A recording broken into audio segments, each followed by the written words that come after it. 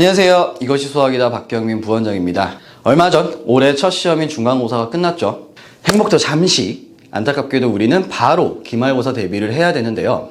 저번 영상에서는 시험 4주 전부터 각 주차별로 무엇에 중점을 두고 공부를 해야 되는지에 대한 영상을 찍었었는데, 이번 영상에서는 좀 더 빨리 시험 2달 전, 8주 전부터 5주 전까지 어떤 부분에 중점을 두고 공부를 해야 되는지에 대해서 찍어보려고 합니다. 가장 먼저 계획부터 세워야겠죠. 어떻게 공부를 해야 될지에 대한 계획. 막연하게 나 중간고사 때 센 문제집 사놨으니까 그냥 그거 쭉 풀자. 물론 문제를 푸니까 도움은 되겠죠. 근데 그게 과연 여러분들에게 각자 효율적인 공부 방법이다 할 수 있을까? 그래서 가장 먼저 여러분들 2가지 중점을 두고 생각을 하셔야 됩니다.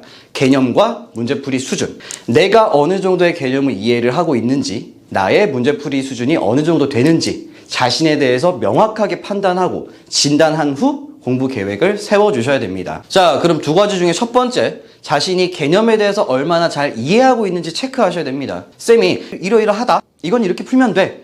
그러니까 난 그냥 풀겠구나, 풀면 되는구나. 절대 안 됩니다.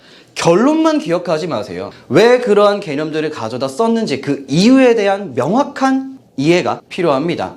그래야만 조건이 복잡해지고 까다로워지더라도 풀 수 있는 힘이 생겨요.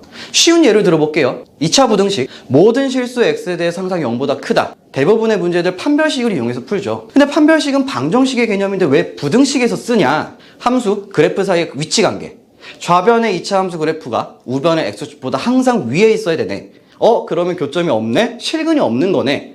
따라서 허근 판별식을 써야 되는구나. 이런 식으로 유도되는 과정에 대한 명확한 이해, 철저하고 디테일한 개념까지 공부를 해야 고난도 문제를 만나더라도 유연하게 접근할 수 있는 사고력이 길러지겠죠. 자, 그럼 2번째, 개념 공부를 했으니 문제를 풀어야겠죠. 각 단원, 대표 문제를 통한 유형 연습을 해야 되는데, 자신에게 맞는 수준의 문제를 선별해서 푸는 것이 중요합니다. 이 기간에는 내가 알고 있는 개념을 확인하고 모르거나 정리되지 않은 개념을 발견해서 다시 공부하는 것이 중요하기 때문이죠.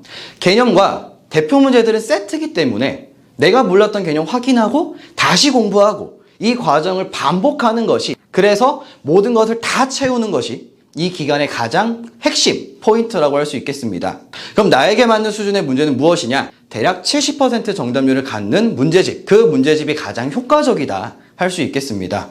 이 2가지의 중점을 두고 시험 8주 전부터 한 달 전까지 또 반복해서 공부를 한다면 본격적인 내신 대비를 위한 모든 준비는 마쳤다고 할 수 있겠습니다. 내신 대비, 문제풀이는 어떻게 공부해야 되느냐? 다음 영상에서 또 찾아뵙도록 할게요. 학생 여러분들 힘내세요. 화이팅입니다.